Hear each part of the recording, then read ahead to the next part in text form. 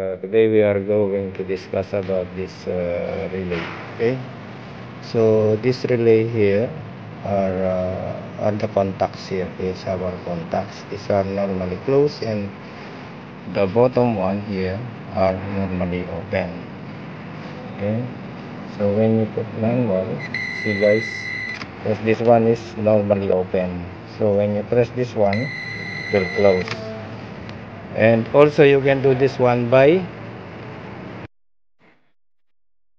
energizing this one like this. See, I put power there, now energize. So this one now is normally open. Okay, so now it's connected to normally closed contact. Okay, so when you push this one manually, now it's open, now it's closed.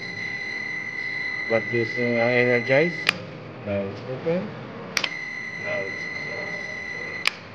Yeah, so how this relay works. Okay, so top one we have the normally closed contact, and the bottom one are normally open contact. So this is how the relay works. Okay, so thank you for watching. Please like and subscribe. Thank you. Guys, the relay is on. Yeah. Yeah.